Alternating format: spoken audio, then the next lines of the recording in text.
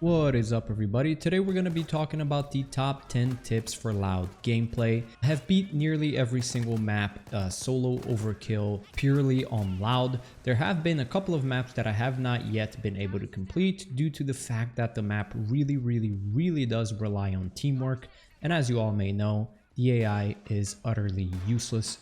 So today we're going to be talking about the top 10 tips when it comes to approaching Loud gameplay on overkill difficulty. Now, even though most of my gameplay has been specifically on solo, these tips will definitely apply for group play, because if it works in solo, then it will definitely work in grouped gameplay as well. So this applies to pretty much everybody that does play Loud. And as you may know, if you play online, then most of your runs will end up going Loud anyways, because somebody always messes up in the stealth. So these tips should help out just about everybody. Now, these are not going to be ranked in any particular order. These are just 10 of the best tips that I could compile for this video. So let's start off with the first one. Builds that give you infinite ammo. Make sure that you constantly have a build that is able to supply you with infinite ammo. These builds will be extremely necessary for us to be successful in overkill difficulty when we're going Loud. And if you are unsure on how to build your character to be able to have infinite ammo, then I'm gonna quickly go over it now. But yeah, you basically want to make sure that you always have the infinite ammo build, or else you are going to be struggling really hard on overkill, as you will constantly run out of ammo and just have to rely on your solid armor more often than not, even running out of ammo on both weapons and just kind of having nothing to fight with. So to build your character to have infinite ammo is actually quite easy. For you to have infinite ammo, you don't actually need to invest that many skill points into it. All that you're really going to be needing is to be spending 1 point in Mower so that you can unlock its tree. And with that, you're gonna want to spend your skill points on both Ammo Funnel, which is going to be giving you ammo directly onto your weapon's magazine, which is gonna be quite useful, and Replenish. Replenish is gonna be extremely important as you're killing people from very far away. Of course, you don't actually have to their bodies and pick up the ammo boxes that they drop. It just comes instantly into your inventory, and with the combination of Ammo Funnel, it means that it actually comes onto your weapon's magazine, so you actually don't even need to reload. With most weapons, you can have an infinite ammo in the sense that you don't even need to reload. It's not just infinite ammo on the reserves, but rather you actually constantly get ammo back on your actual magazine, and you never have to reload throughout the entire run unless you're missing headshots. Now, for both of these skills, you do need to have edge, and to do that, what you will want to do is it'll depend on whether you want to go with either sharpshooter or gunslinger. Personally, I recommend gunslinger, but sharpshooter is a viable choice as well. And what you will want to do, depending on the build, whether you're going sharpshooter or gunslinger, is you will want to ace it, because both of these skills, when you perform a headshot while aiming down sight or while not aiming down sight, when it comes to gunslinger, you will refresh any edge you have, which means you will have a 24/7 edge uptime throughout the entire playthrough, which means you will also have Ammo Funnel and Replenish uptime the entire time, meaning that it makes you essentially have infinite ammo. And it's just that simple. So it's just those 5 points that you have to invest. Again, once in Mower, once in Ammo Funnel, once in Replenish, and twice in either sharpshooter or gunslinger, and there you go, you now have infinite ammo. The next tip on the list is utilize bathrooms and small rooms. Oftentimes, especially in solo overkill, you will be overwhelmed with cops. It will prevent you from being able to continue on doing your objectives, and if you choose to go for your objectives, oftentimes it will result into you dying. So oftentimes you'll actually be better off just utilizing the bathrooms or any small room, just getting into that room and just killing cops over and over again, getting that infinite ammo. When you're in this room, you are completely safe. If you're equipped with appropriate weapons that are one-hit headshots, then you will kill absolutely anybody that's trying to come into the room without even taking any damage. So what you can do is you just go into a bathroom, for example, and just kill off cops until the wave ends. And when the wave does end, then you can proceed onto your objectives. But yeah, you want to make sure you want to utilize these bathrooms and the small rooms every time you're starting to get overwhelmed. Don't be shy and don't try to be a hero and try to push through the objectives. On Overkill, you will die extremely easily, especially your AI teammates. Now, if you're in a group of 4 people, especially when you're talking about 4 competent players, then you probably will not be needing to use this. But if your teammates are going down and you need to stay alive to save the game, all you have to do is just run in a bathroom and kill anybody that goes in there and you will be good to go. Or the third one, utilize hostages after the first wave. So personally, every time I play Loud Overkill, what I will do is I will intimidate all of the hostages.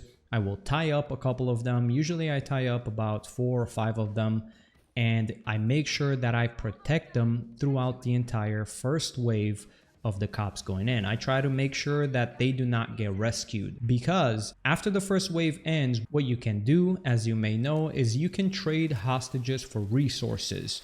It says resources, but really all it really means is you can trade hostages for health pack. And so if you're just able to get a couple of hostages, defend a couple of them, tie up a bunch of them, and after the first wave ends, you just run to them and trade them all for health packs.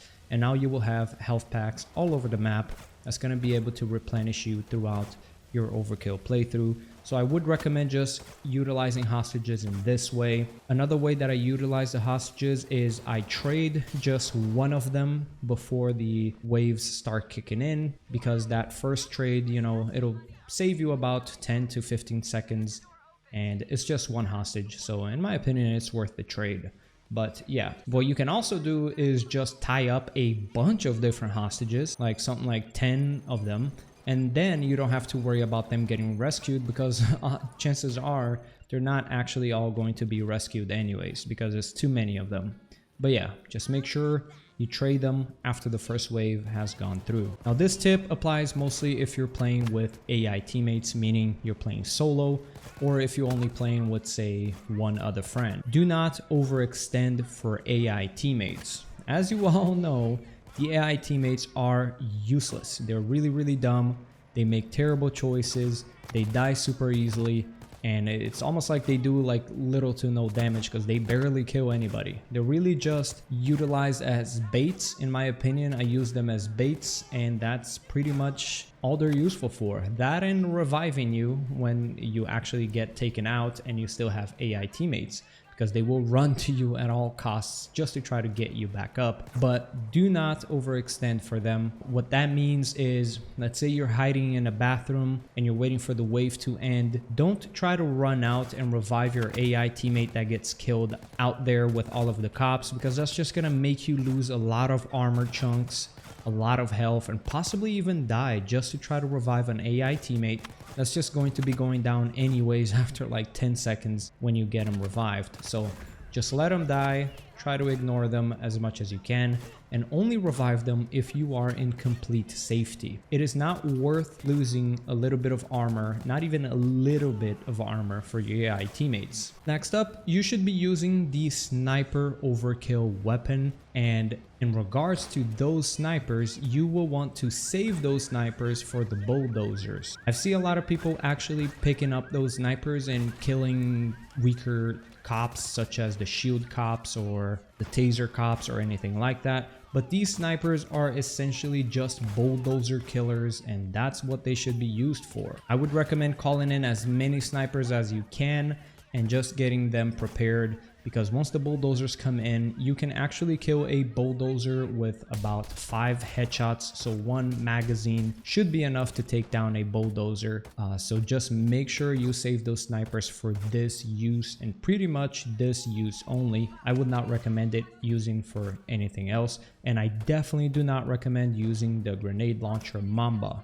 It is not worth it at all. Definitely use the snipers when you're playing the overkill diff. For the 6th tip, run proper one-hit build. There are pretty much 2 different builds out there that allow you to one-hit every cop. One is the sharpshooter build and the other is the gunslinger build. I have made a video on the best build for Loud in another video, which I'll link it in the description box below. But yeah, make sure you run proper one-hit builds, which means you definitely want to have the cutting shot skill point invested, which is under the sharpshooter tree. So make sure you always have that. But yeah, in case you're looking for the best build for Loud gameplay, I will link it, so I won't waste too much time talking about it here. But make sure you run proper builds that can one hit and of course have infinite ammo. Those are the two major priorities for overkill difficulty. For number 7, make sure you utilize wave breaks to push for the objective. Each wave takes, if I'm not mistaken, roughly about 4 minutes or so. I have counted it down before in the past,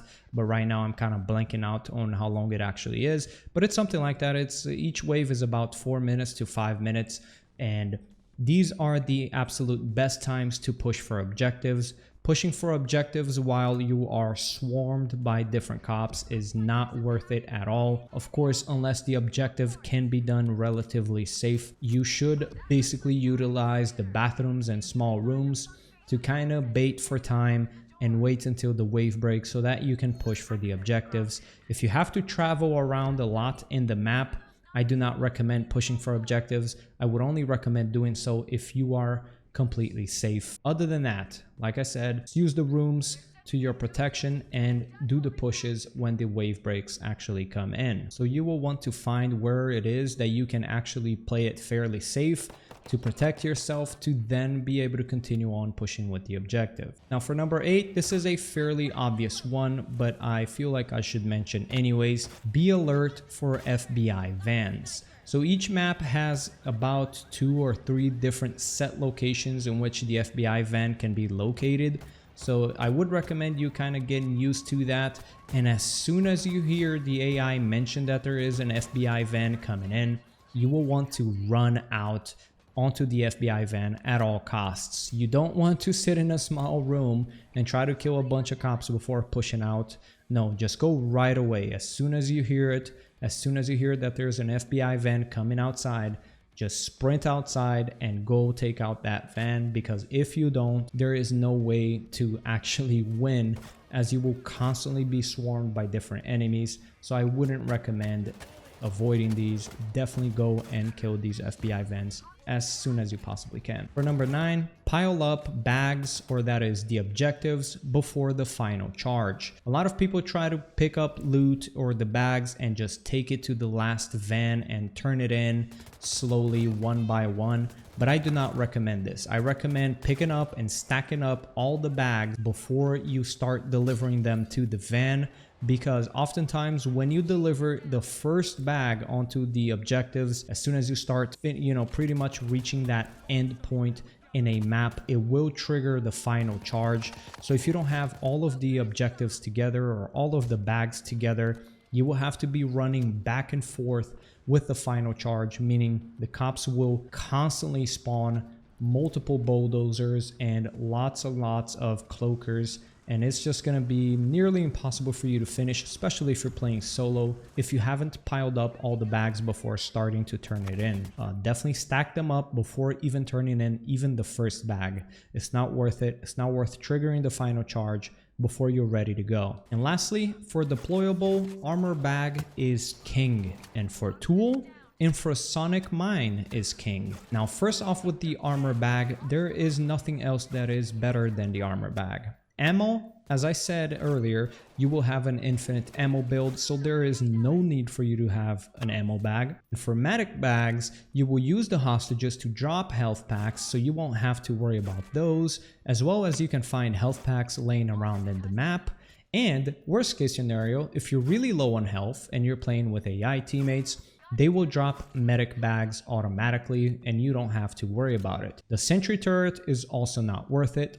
The armor bag is simply king. I mean, all you really have to be concerned about in Overkill is your armor. You want your armor to constantly be topped off, or you just don't want to let it break whatsoever. So always kind of have armor bag equipped. It is absolutely the best choice. There is no denying that. And as for tools, the infrasonic mine is the only relevant tool. The microcam is utterly useless. There's no reason to do that. The motion sensor is also useless. It wouldn't be useless, in my opinion, if it were based on a timer. Like if motion sensor would mark up infinite amount of enemies for, let's say, a 5-minute window, then it would be worth it. But it's only 15 enemies is like 20 seconds, you know, into a Loud Overkill gameplay. So it's not worth it. Motion sensor is useless. Microcam is useless. ECM jammer is also useless. It's not worth it. I mean, you don't need to slow down cameras and radios. That's pretty obvious. The only thing that is useful is the infrasonic mine, which gives you 5 different mines, and these are basically pocket flashbangs. All you have to do is just throw them on the floor, and when you're ready to blow them up, you blow them up and your enemies will be stunned for several seconds, and it is quite useful.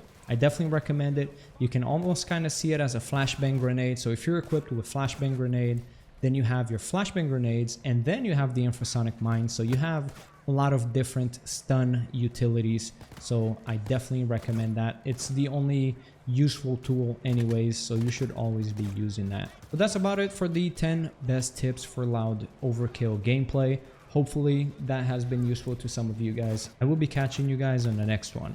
Peace.